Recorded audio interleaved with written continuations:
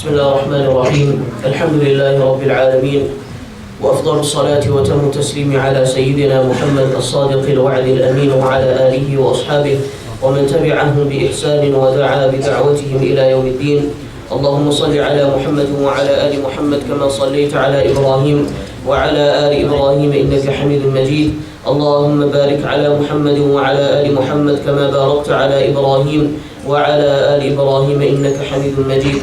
رب اشرح لي صدري ويسر لي أمري واحلل عقدة من لساني يفقهوا قولي. سبحانك لا علم لنا إلا ما علمتنا إنك أنت العليم الحكيم. اللهم انفعنا بما علمتنا وعلمنا ما ينفعنا وزدنا علما وعملا يا رب العالمين. أما بعد السلام عليكم ورحمة الله وبركاته. Alright, so inshallah today we will be discussing how we can reap the benefits of Ramadan. First of all, we need to understand what the purpose of Ramadan is. First of all, Ramadan is a gift from Allah subhanahu wa ta'ala. This is one thing we need to realize. Before we go into the purposes, the objectives of Ramadan, we need to understand that Ramadan is a gift from Allah subhanahu wa ta'ala. Allah has not given us Ramadan so that we come into difficulty. Allah has not given us Ramadan so that we may find things hard, things are more difficult upon us. But rather Allah has given us to show His mercy and His love towards us. Throughout the entire year, Allah subhanahu wa ta'ala gives us various seasons, various checkpoints, wherein He gives us a chance to renew our iman, wherein He gives us a chance to reconnect ourselves with Allah subhanahu wa ta'ala, to rectify our relationship with Allah. Because Allah knows the nature of man. The nature of man is such that from time to time we'll forget. You know, Ramadan will come, our iman will be strong, but when Ramadan comes, when Ramadan finishes, then everyone goes through this dip, wherein we feel demotivated, we don't feel like coming to the masjid, we don't feel like worshipping Allah, we don't feel like reciting the Quran. And Allah subhanahu wa ta'ala, because He has created us, Allah knows our nature. Our nature is that of fluctuation, where sometimes our iman will be strong, sometimes our iman will be weak. And this is why there is a narration wherein Hanzala radiallahu anhu, a Sahabi, one day he complained to Abu Bakr radiallahu anhu and he said, قَدْ نَافَقَ حَنْظَلَ قَدْ نَافَقَ حَنْظَلَ. That Hanzala radiallahu anhu, he said that I have become a munafiq. So Abu Bakr radiallahu anhu said that, oh Hanzala, what's wrong? Why are you calling yourself a hypocrite? So Hanzala radiallahu anhu, he said that when I'm with the Messenger of Allah sallallahu alayhi wa sallam, I find that my iman is so strong. I find that my iman is so strong. When I return to my family members, my wife, my kids, when I go back to reality, then I find that my iman wasn't as strong as it was with the Messenger of Allah sallallahu alayhi wa sallam. So Abu Bakr radiallahu anhu said, you know what, I feel the same way. This is Abu Bakr, Abu Bakr, the first Khalifa of Islam. So Abu Bakr radiallahu anhu, he said that even I feel the same way. When I'm with the Messenger of Allah, it is as if Jannah and Jahannam are in front of me. This is how strong my iman is. So they went and they complained to the Messenger of Allah sallallahu alayhi wa sallam. Rasulullah sallallahu alayhi wa sallam, he said that, oh Hanzala, sa'atan fa sa'atan. There is a time for everything. Sometimes your iman will be strong, sometimes you won't be as motivated, you won't be as passionate. So he says that if your iman was at that level that you find when you're in my presence, then the angels will come down and they will shake your hands. But he says, sa'atan fa sa'atan. That sometimes your iman will be strong, sometimes your iman will be slightly weak. But that does not mean that your ibadah should decrease. Our ibadah should always be consistent. Our feelings will always fluctuate. But this is where the test comes. The test will come when our iman, there's so much positivity, there's so much energy in the month of Ramadan. Allah has made it easy for us in the month of Ramadan. But when Ramadan comes, when the buzz dies down, when the energy dies down, when the environment it subsides, what happens? This is when the real test begins. Allah wants to test us that yes, your emotion will dip. You will go through some grief because Ramadan has ended. You will go through a patch wherein you feel a bit depressed. But I want to test you that will that emotion be a means of your ibadah decreasing? This is what matters. Our emotions, Allah is not going to judge us on the day of Qiyamah based on our emotions. Allah is going to judge us on the day of Qiyamah based on our actions. If you let your emotions get the better of you and it hasn't affected your ibadah, that is when you need to worry about yourselves. Right? So we need to understand, first of all, before we go into the objectives of Ramadan, Ramadan is a gift from Allah. It is a way of Allah showing that He loves each and every single one of us. He wants each and every single one of us to come back to Him. He knows that the entire year we have spent in disobedience of Allah, we have spent in sin, we have spent in doing those things that Allah has told us not to do. Allah knows all of these things. That is why Allah has given us this Ramadan. That I know you have sinned, you have transgressed all limits throughout the entire year. Now I am giving you another opportunity to rectify yourselves. I am giving you another chance. Yeah, this is a month wherein Rasulullah sallallahu alayhi wa sallam, Ibn Rajab al-Hanbali rahimahullah, he mentions this in the Ta'if al-Ma'arif. He mentions a hadith wherein Rasulullah sallallahu alayhi wa sallam, he says that the Prophet sallallahu alayhi wa sallam, he used to give glad tidings and he used to congratulate the Sahaba radiallahu anhum for reaching the month of Ramadan. He used to congratulate them. Congratulations, you've reached the month of Ramadan. Yeah, you know, when we enter a course, we've applied for a course in university, in college, we go through a series of tests, you know, we may have to meet some requirements. When we get that place in that university or that college for that particular course, people congratulate us. Yeah, we have reached the month of Ramadan. Rasulullah sallallahu alayhi wa sallam, he used to give glad tidings to the Sahaba radiallahu anhum and he used to congratulate them. What did he used to say? He used to say, قَدْ أَتَاكُمْ شَهْرُ رَمَضَانِ شَهْرٌ مُبَارَكٌ. That most definitely the month of Ramadan has approached you, a blessed month. And then he would mention some of the virtues of the month of Ramadan. He says this is a month in which the doors of Jannah are flung open. This is a month wherein the doors of Jahannam are closed and they are locked. This is the month wherein the devils are chained and shackled. And this is the month wherein Allah subhanahu wa ta'ala has obligated fasting. This is how we would congratulate the Sahaba radiallahu anhum, right? And this is why Ibn Rajab rahimahullah, he says that the ulama, they deduce from this hadith that it is preferable for a person to congratulate his fellow Muslim brother or sister with regards to the month of Ramadan. All these texts that we have going around, Ramadan Mubarak, may you have a blessed Ramadan. It is something which has actually been passed down by the Prophet sallallahu alaihi wasallam. Then he mentioned that how can you not congratulate your Muslim brother or sister? Whereas this is the month in which the doors of mercy have been opened, the doors of Jahannam have been closed. Of course, this is something which is amazing. This is something which we should be congratulating each other about. So dear brothers, the month of mercy, the month of Quran, the month of fasting, this blessed month has come upon us. What are the objectives of this month? There are three objectives of this month. Number one, burning away the sins. Number two, softening the hearts. And number three, instilling taqwa in the hearts. They all complement one another. You can't have one objective missing and the other two objectives. You need to attain the first objective to attain the second objective.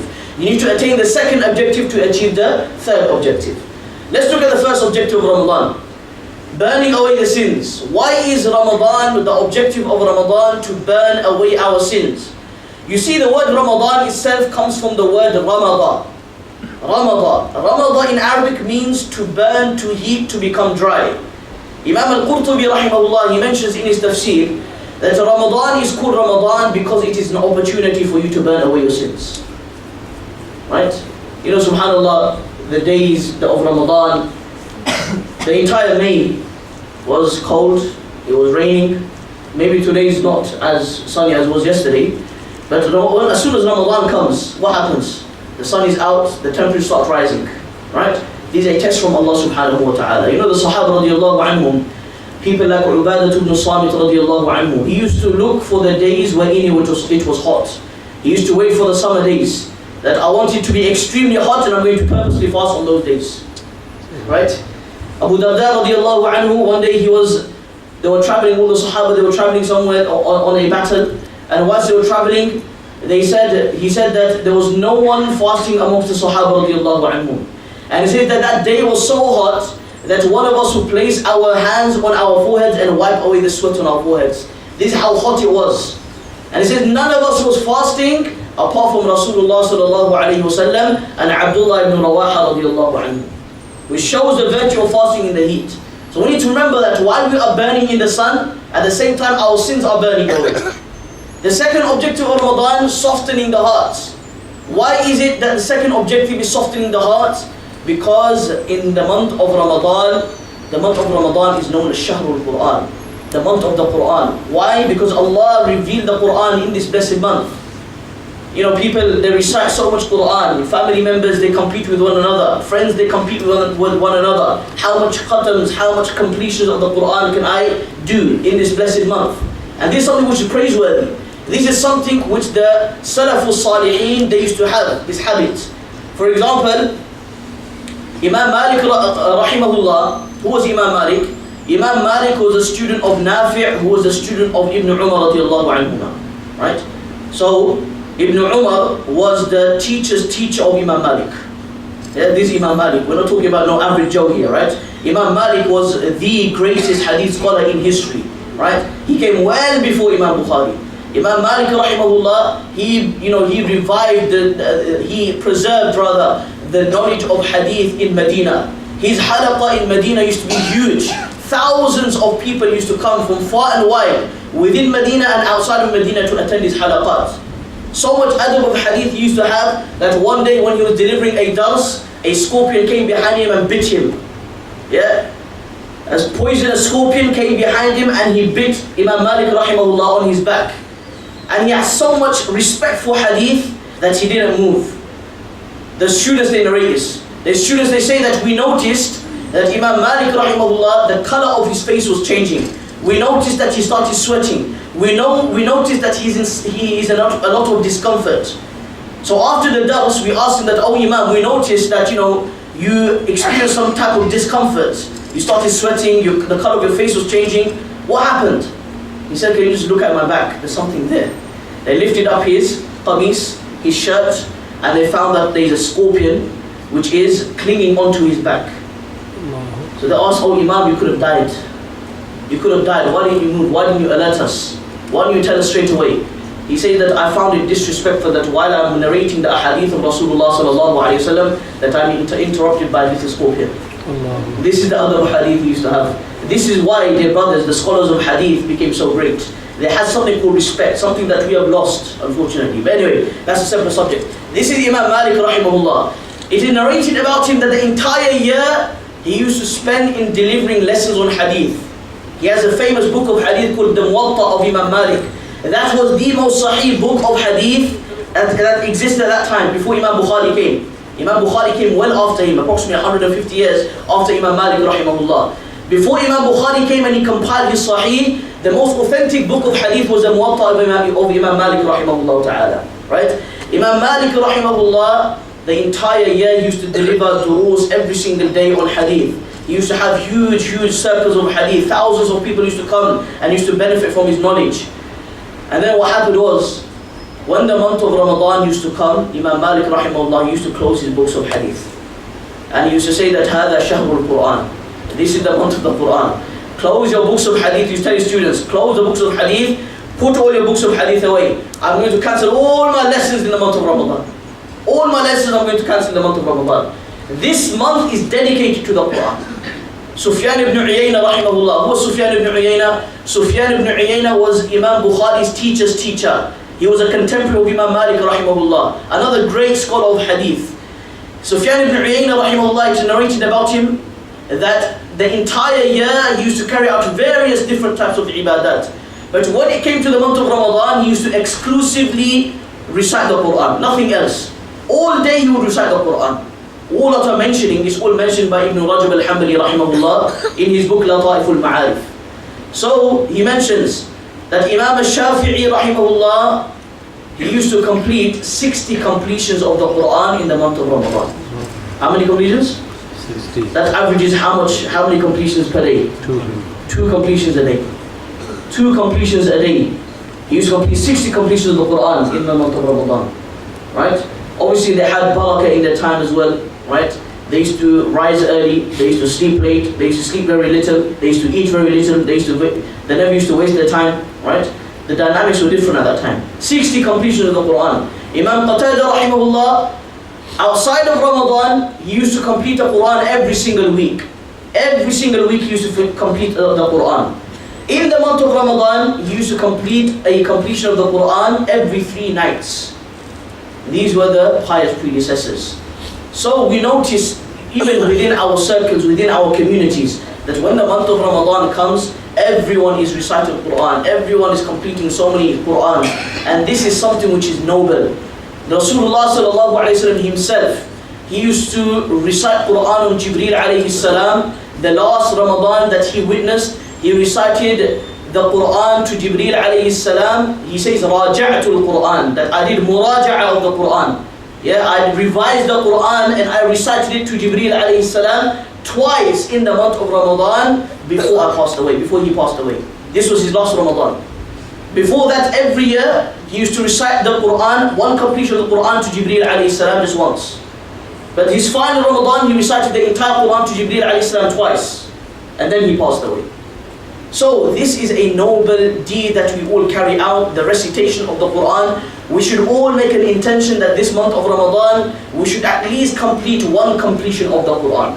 Everyone make this intention, right?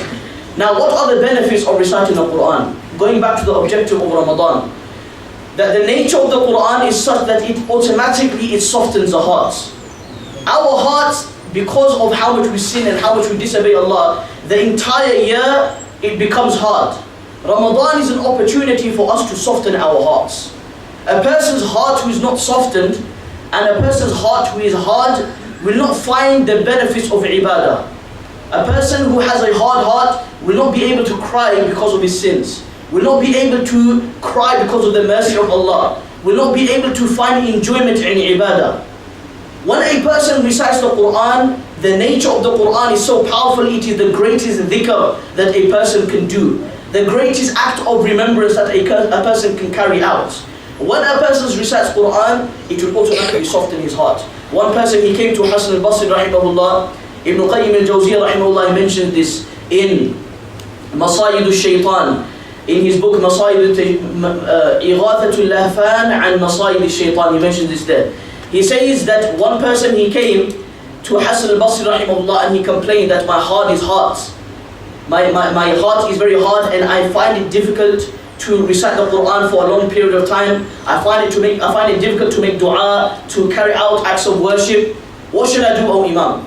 So Hasan al-Basri rahimahullah, he told this person that go and perform dhikr. Right? Go and perform dhikr. For indeed, dhikr is such an action, it melts the heart the same way iron is melted by fire. Right? He gave this example. So the dhikr of Allah subhanahu wa ta'ala, the nature of it is that it softens the hearts. Now, moving on to the third objective of the month of Ramadan. The third objective of the month of Ramadan is that we carry out an obligatory action in the month of Ramadan, which is none other than fasting. Why do we all fast? All of us are sitting here, we're fasting. Why do we fast? Allah says that the purpose of you fasting is to obtain taqwa. What is taqwa? Taqwa is normally translated as fear of Allah, but the better translation is awareness of Allah subhanahu wa ta'ala, being conscious of Allah. Why? When a person is aware that Allah is watching him, that Allah is recording each and every single action that he's carrying out, then he will abstain from sin. And this is the definition of taqwa. Ali radiallahu anhu, someone asked him that, "Oh Ali, what is the definition of taqwa?" He says, "Al-khawfu min al-jalil, wal-amalu bil-tanzil, wal-isti'dadu li-yawm al-rahim." Taqwa consists of three qualities. Al-khawfu min al-jalil, fearing Allah subhanahu wa ta'ala, the Almighty. وَالْعَمَلُ بِالتَّنْزِيلِ, acting upon the Quran. Everything that Allah has revealed in the Quran, you act upon it. And then number three, he says that وَالِاسْتِعْدَادُ لِيَوْمِ الرَّحِيلِ, preparing for the day of travel, i.e. the day wherein you are going to depart from this world and travel to the hereafter. This is what taqwa in a nutshell is. Right? Now the question comes that how does each of these objectives link to one another? The first objective was what? Burning away the sins. The first step in a person softening the heart, which was the second objective, is to burn away the sins. A person who doesn't burn away his sins, his heart will never ever be softened. Right? A person needs to ask forgiveness from Allah. A person, he needs to seek repentance in Allah. What are the three conditions of tawbah? Imam Nawawi rahimahullah, he mentioned this in the other Salihin, that the conditions of tawbah are three. Number one, to detach yourself from that sin. Number three, to regret that you have committed that sin. And number three, to promise Allah, to make firm intention that you are never ever going to return to that sin. He said that a person who fulfills these three conditions of tawbah, he will be promised by Allah that his tawbah will be accepted by Allah subhanahu wa ta'ala. We all need to do tawbah in this month, right? Burning away the sins. Once a person has done tawbah and istighfar, then when he recites the Quran, the recitation of the Quran will soften his heart. When a person's heart is softened, this is the only time that taqwa can enter the heart. Can you see how it links, right? A person's heart who is hard, what will happen? Will taqwa enter that heart? No. Taqwa, we need to understand, taqwa is a quality of the heart. It's a state of the heart. A person who doesn't have his heart softened by recitation of the Quran, by repentance, by istighfar, then taqwa will never enter his heart. A person needs to do tawbah, needs to carry out istighfar, he needs to recite the Quran, soften the heart for him to achieve taqwa. What is the benefit of taqwa? Allah subhanahu wa ta'ala, if you study the ahadith, if you study the ayat of the Quran, we will come to the conclusion that the condition for a person to enter Jannah is to have taqwa. Right? Unless obviously you're the exception that Allah has mercy upon you, etc. But the default is that the condition, the prerequisite for you to enter Jannah after Iman is that you need to have taqwa. A person who does not have taqwa has no guarantee of entering Jannah. Right? So, one day, Ibn Umar radiallahu anhu, or someone, he asked Umar radiallahu anhu. Someone asked Umar radiallahu anhu. Well, I think it was Umar radiallahu anhu, he asked Ali radiallahu anhu, something like this. But anyway, they asked the Sahabi that, what is the definition of taqwa? Right? So he said that when you're walking down a path, a thorny, this path has thorny branches on each side, right? What would you do? So the person who was asking the question, he said that I would gather up my clothes and I would make sure that I don't get pricked by this thorn. He said that's what taqwa is. This is what taqwa is. That you need to imagine yourself that when you have iman, you're on this path leading to Allah subhanahu wa ta'ala, and there are all these thorns that are coming and trying to distract us, trying to prick us. What do? We save ourselves. This is what taqwa is, to save yourself from sin. Right? Unfortunately, we have a lot of different ideas of what taqwa may look like, what a muttaqi may look like. A person who comes to the masjid, he prays the salah, we automatically think that he's a muttaqi, right? But you see, the word muttaqi is a very strong term. We need to be careful with our terms, by the way, right? We just throw haram and halal, here and there. We don't even know what makes something haram, what makes something halal. A person needs to study the Islamic sciences for you to come to the conclusion that one action is haram, one action is halal. Be very careful what you say. Anyway, so he says that walking down this path, a muttaqi is a person who protects himself. So we think that a muttaqi has specific definitions. But you need to understand that muttaqi is a very strong word. A very, very strong word. Muttaqi is a person who has all of the qualities that the Prophet ﷺ taught.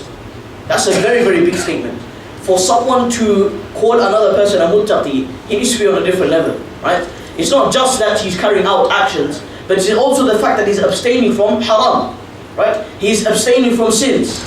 Also the fact that he needs to have akhlaq in his life. He needs to have the character of Rasulullah ﷺ in his life.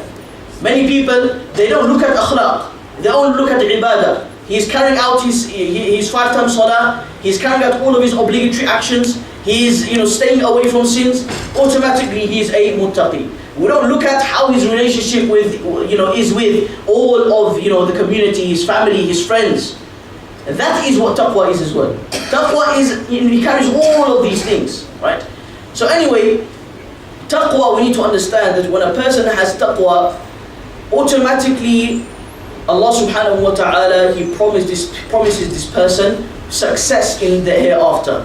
So many times Allah says, وَاتَّقُوا اللَّهَ لَعَلَّكُمْ تُفْلِحُونَ. So many times in the Quran, وَاتَّقُوا اللَّهَ لَعَلَّكُمْ تُفْلِحُونَ. Adopt taqwa of Allah, be God conscious of Allah so that you may achieve success. What is success? Success is what? Entry into Jannah. There is nothing else that is the definition of success. Success in this life is being saved from sin, saved from the temptation of this dunya, saved from the whispers of shaitan. Success in the hereafter is what? Entry into Jannah by the mercy of Allah subhanahu wa ta'ala. So dear brothers, this month we need to understand that every single day what we need to do, we need to monitor ourselves, right? We need to see how close we are to achieving these objectives. By the end of the month of Ramadan, we need to say to ourselves that, look, I've spent these 30 days in worshipping Allah, in trying to achieve these objectives, and I hope, inshallah, that I've achieved this objective. This is what we need to say at the end of this month. We have started this month, but at the end of this month, we need to say to ourselves that, look, I've tried hard. I've worked at these objectives, and inshallah, we don't have no guarantee. Until Qiyamah we'll find out. But inshallah, we hope that Allah subhanahu wa ta'ala will accept all of our ibadats. Right? Now, moving on to my last point with regards to the virtues of fasting. Ibn Rajab rahimahullah, he talks about Ramadan, and in the chapter where he talks about Ramadan, the first thing he talks about is the virtues of fasting. And he mentions one hadith which is narrated by Imam Bukhari and Imam Muslim rahimahumullah, wherein Rasulullah sallallahu alayhi wasallam, he mentions the hadith with regards to fasting, where he says that Allah says that kullu amal ibn Adam lahu, that each and every single action of the son of Adam, it is for his benefit, and it is multiplied 10 times to 700 times. This is the limit of every action. Every action that you carry out, Allah subhanahu wa ta'ala will multiply that action by 10 times. Right? Man jaa bil hasanati falahu ashru amthaliha, Allah says. That whosoever brings a good deed, Allah will multiply that good deed by 10 times. This is the mercy of Allah. But then depending on our intention, depending on our sincerity, Allah will multiply these actions by 700 times. That's the limit. That's the cap. But then Rasulullah sallallahu alayhi wa sallam, he says, illa siyam. The exception out of all of these actions is fasting. This is the exception. Why? What is special about fasting? Allah subhanahu wa ta'ala, he says that as-sawmu li wa ana ajzi bih. That sawm, fasting is for me. Fasting was such an action, it was sincere and it was solely for me, and I have the responsibility of rewarding the person who fasted. There is no limit, in other words. And then he mentions, Ibn Rajab, he mentions, why is it that siyam, fasting, has been given such a high status? He says because he quotes a hadith in Tirmidhi, wherein he says, Rasulullah sallallahu said that as-sawmu nisfu sabr. Yeah, fasting is half of patience. And then he says, Allah says about patience in the Quran, إِنَّمَا يُوَفَّى الصَّابِرُونَ أَجْرَهُمْ بِغَيْرِ حِسَابٍ. That the reward of those people who have patience is without limit. There is no limit to the rewards of those people who have patience. And fasting is half of patience. Can you see how it all links? And then he starts talking about patience. He says patience is of 3 types. Number 1, صبر على طاعة الله. Number 2, صبر عن محارم الله. And number 3, to have patience upon all of those things that you have been afflicted with. The first one, to have sabr upon all of the things that Allah has commanded you to do. When you carry out obedience, you need sabr. When you wake up for Fajr Salah, it's not easy, you need sabr. When you are fasting in the heat, you need sabr. Sabr ala ta'atillah, being patient upon the obedience of Allah. Number 2, to be patient upon staying away from all of the maharim, all of the haram actions. Yeah, we are tempted by sin. Shaitan tempts us, Shaitan whispers to us. Our soul tempts us to commit this sin. But then what do? We know that we can't do this because Allah is watching us. So what do? We have sabr. And then he says the third type is to have sabr upon all of the atrocities that come in your life. And then you know what he says? He says that these are the 3 types of patience. And if you ponder over fasting, we find that all 3 of these types are found in fasting. All 3 types are found in fasting. Why? Because fasting is an obligatory action in the month of Ramadan. It's not easy, but you still do it. You have sabr. That's the first type, fulfilled. Number 2, staying away from all of the haram actions. The haram actions, obviously when you're fasting to a higher degree, we stay away from the haram actions. That's the second type found in fasting. The third type of sabr was what? To be patient upon all of the difficulties that come into your life. When you fast, what happens? You find, you feel thirsty, you feel hungry, you feel tired, you get headaches, you get migraines, you get all sorts of different illnesses that you never found in the entire year, right? All sorts of illnesses that you never existed, you never knew that existed, then you find that when you're fasting. Yeah? He says this is the third type of patient, this is also found in fasting. And he says this is the reason why Siyam, fasting, has been given such a high status. That Allah is saying that I'm responsible and I will give a personal reward, a personal certification to this person on the day of judgment. Right? We all know the hadith which talk about the gates of Jannah. Yeah, the gates of Jannah. That one of the gates of Jannah is known as Babul Rayyan. Babul Rayyan. And Babul Rayyan is specifically for those people who fasted in this dunya. Not just fasted in the month of Ramadan, but they used to fast Mondays and Thursdays. They used to fast on the white days, Ayyamul Bid, 13th, 14th and 15th of every month. Right? They used to fast these days. And they used to fast the 6 days after Ramadan in Shawwal. They used to fast on the day of Arafah. They used to fast on the day of Ashura. They used to fast a lot in this dunya. On the day of Qiyamah, Allah subhanahu wa ta'ala will tell them that, oh people who used to fast in this dunya, enter Jannah, but enter Jannah through a very special door called Bab al-Rayyan. Right, so what a great honor, subhanAllah. Right? You see, Allah is teaching us in the month of Ramadan that fasting in the month of Ramadan is not specific only to the month of Ramadan. You can fast 30 days, you can fast 2 days a week, Monday and Thursday, especially in the winter months. Right? You wake up, there's only 6-7 hours left until you break your fast again. Right? So Allah subhanahu wa ta'ala has given this special status to fasting. Now, moving on, by the way, with regards to the gates of Jannah, just on a side point, Rasulullah sallallahu alayhi wa sallam, when he talked, this hadith is in Bukhari and Tirmidhi, Rasulullah sallallahu alayhi wa sallam, when he talked about the gates of Jannah, Abu Bakr radiallahu anhu, he asked the Prophet sallallahu alayhi wa sallam that, oh Rasulullah, there's various gates of Jannah, there's 8 gates of Jannah. People will be called, one person, he will be called from Babu Salah, right? The gate of Salah. People who used to perform a lot of Salah, they will be called from the gate of Salah. People who used to perform a lot of Sadaqah, used to give a lot of Sadaqah, they will be called from that, that particular gate. He said, will there be anyone that will be called from all of the gates? The question of Abu Bakr radiallahu anhu, right? Will there be anyone that will be called from all of the gates? He said that yes. وَأَرْجُوا أَن تَكُونَ مِنْهُمْ يَا أَبَا بَكْرٍ. He said that I hope that you are going to be from amongst them, Abu Bakr radiallahu anhu. So in the great state of Abu Bakr radiallahu anhu, right? When we go abroad, you go to India, Pakistan, you go to Saudi Arabia, and you go to the marketplaces. Yeah, they know you're from abroad with the way you're dressing, mashallah. You're dressing in Western clothes, with your expensive t-shirts and your expensive joggers and your expensive trainers, Adidas, Nikes, right? And you're walking down the marketplaces. What do? They start calling you, come to my shop, come to my shop, come to my shop, I'll give you a bargain. Right? They will be deceiving you. I'll give you a bargain, I'll give you a bargain. They're all pulling you, right? Just imagine, this is going to be Abu Bakr radiallahu anhu's status. That forget entering Jannah. All of the angels that have been appointed on each and every gate, they will say, Abu Bakr, enter through us, enter through us, enter through this gate. This is the state of Abu Bakr radiallahu anhu, right? Anyway, moving on. So we find that patience is found in fasting. Fasting is half of patience, as Rasulullah sallallahu alayhi wa sallam mentioned. And when we talk about how the deeds are multiplied, what did we say? We said every action, how much times are they multiplied? 10 times. What's the maximum? 700 times, right? As mentioned in that particular hadith. And then we need to understand that the multiplication of actions are because of 2 things.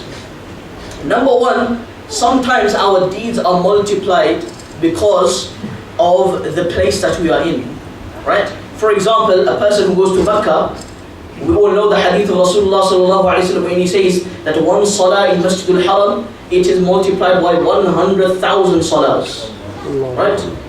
And in Medina, 50,000 salahs. And in Masjid Aqsa, the forgotten, unfortunately, we've forgotten that Haram, unfortunately. When we talk about Haram, we only think about Masjid Makkah and Medina. We've forgotten about Masjid Aqsa.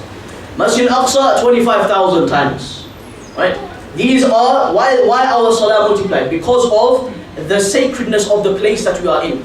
Then our deeds sometimes are multiplied because of the zaman, the time that we are living in, right? Ramadan, for example, every action that, there's various ahadith talking about how every action that you carry out, for example, one fard salah, one fard action that you carry out in the month of Ramadan, it is as if you have carried out 70 of those fara'id. 70 of those fara'id. One nafal that you carry out, it is as if that you have carried out one fard. These are all multiplied. Why? Because of how great this time is, the month of Ramadan. So dear brothers, just to conclude, we need to go away from here today. We've talked about the objectives, we've talked about the virtues of fasting, the virtues of Ramadan.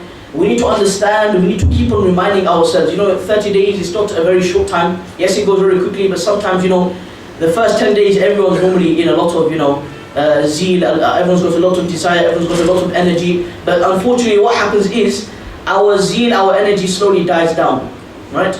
The first Taraweeh, I wasn't here yesterday, but I'm guessing the first Taraweeh was packed out yesterday, right? The Masjid al-Aladin was packed out. So packed out that people didn't know how to park. SubhanAllah, those of you who are here, you know what happened, right? So packed out that people didn't know how to park. They were parking in the middle of the road, SubhanAllah, right? That's how packed out it was. First night of Ramadan is always packed out. Nothing bad, alhamdulillah. But it's only good if that is consistent throughout the entire month of Ramadan. What normally happens, unfortunately, one thing I've noticed, one thing a lot of people notice, is that the first few nights are always busy in the masajid. But then when we get to the 11th day, the 12th day, the 13th day, middle of Ramadan, our spirits slowly die down. It's our nature, right? Our spirits slowly die down. Our attitude should be opposite. We should start slowly, right? Don't go all out, finish one Quran in the first day, right? Don't go all out. Start slowly, right? And we need to slowly build ourselves, and we need to peak. Our peak should be when? The last 10 nights of Ramadan. Right? Unfortunately, it's the other way around. We peak straight away, and then we slowly go down. Like people, youngsters who go to the gym, right? What do the people that tell you to do? Start off slowly on the weights, right? Go easy on the weights. Yeah? Don't start on 70, 80 kg straight away. You start on 20 kg, and then slowly you build up, right? But what happens, people who want to go to the gym, they sign up to the gym, they go on their first day, they start lifting 100 kg, right? They say, yes, I can do it. And then he'll be out, he'll be injured, he'll snap a couple of bones, and he'll be injured for the next 6-7 months, right? What do the personal trainers teach you? They teach you, go slowly, right? Start on certain ways, then you slowly build. In the same way, this is our attitude towards Ramadan as well. We start off slowly, start reciting one page of the Quran. Some people find it difficult. Start with one page of the Quran, then slowly increase, right? And then your peak should be when? In the last 10 nights of Ramadan, right? So we all need to, inshallah, go away with this intention that the main thing we need to bring in our lives is also, obviously, fasting. We need to perfect our fasting. We need to stay away from using the tongue in the wrong way. Rasulullah sallallahu alaihi wasallam, he says that whosoever misuses his tongue, and he uses his tongue in disobedience, he lies, he backbites, then Rasulullah sallallahu alaihi wasallam, he said that Allah is in no need of him abandoning his food and his drink. Allah doesn't need you to abandon your food and drink, i.e., you're defeating the purpose. The purpose of fasting is not to weaken ourselves. It's not to just merely stay away from food and from drink. The purpose of fasting is to have control over ourselves, to control our desires, to control our tongues, right? So when you are fasting, it's very, very important that you don't abuse anyone, you don't lie, you don't backbite. You need to speak less when you are fasting. And these are, the nations of the past. For example, at the time of Isa alayhi salam, when they used to fast, they used to obviously stay away from food, drink. They used to also, they weren't allowed to speak as well. That's why, when Isa alayhi salam was born, what did Maryam alayhi salam, what was she commanded to say? That إِنِّي نَذَرْتُ لَكَ صَوْمًا فَلَنْ أُكَلِّمَ الْيَوْمَ إِنْسِيًّا. That I have made a vow of completing a fast, and I'm not going to speak to anyone. What's that got to do with fasting? Because in their sharia, what used to happen, their fasting was staying away from food and drink and speaking as well, right? It's only the mercy of Allah that Allah allowed us to speak, right? But we need to have control over our speech, right? The way we are using our tongue. And lastly, last point, how does fasting bring taqwa in our hearts, right? When we are fasting, let me ask you a question, a very obvious question. Outside of Ramadan, eating and drinking, is it haram or halal? Don't say depending on what you drink. Don't try to be calculated. Simple question, simple answer, right? Halal. Fasting, eating, drinking is what? Haram or halal? Halal. Who says haram? MashaAllah. Halal, right? In the month of Ramadan, while you are fasting, haram or halal? Haram. Haram. Right? Allah is proving to us that look, you can stay away from those things which are normally halal. That is proving to yourselves and to Allah subhanahu wa ta'ala that you can stay away from haram. Right? If you can stay away from something which you are so, you do often, you drink, you eat every single day, on number of occasions, every single day. You can stay away from that, so why can't you stay away from 2 minutes of sin, 3 minutes of sin, 5 minutes of sin, 1 hour of sin? Right? And this is the point that Allah subhanahu wa ta'ala is making in the month of Ramadan. So brothers and sisters, go away from here today, make a timetable, today's Saturday, Sunday, alhamdulillah, the bank holiday, Monday as well, everyone's off. But come Tuesday, that's where the real test begins. When everyone goes back to work, everyone goes back to university, college, etc. Some youngsters have exams, right? Plan your day well. Planning is so important, brothers, right? Our lives are very hectic, and if we don't plan our day, then what will happen? Our work and our studies will get in the way of Ramadan, and we're not going to reap the rewards of Ramadan, right? So this is why it's very, very important that we make a timetable. You go to work, from this time to this time you're at work. What time you're going to come back? When you come back from work, what are you going to do? Right? You're going to rest for 1 hour, then you will still go 2 hours until iftar. What are you going to do in those 2 hours? Utilize your time to the maximum, right? God knows, Allah subhanahu wa ta'ala knows best. Many of us sitting here today might not see another Ramadan. Yeah, many people who were alive last Ramadan from our family, from our friends, they were alive last Ramadan, they're not alive this Ramadan, right? It's a checkpoint every single year. Ramadan is like a checkpoint every single year. So we need to understand that this may be our last Ramadan, so what do we need to do? We need to try to maximize our ibadah, inshallah. Will everyone do this, inshallah? Right, we ask Allah subhanahu wa ta'ala that Allah gives us tawfiq and Allah makes it easy for us, inshallah.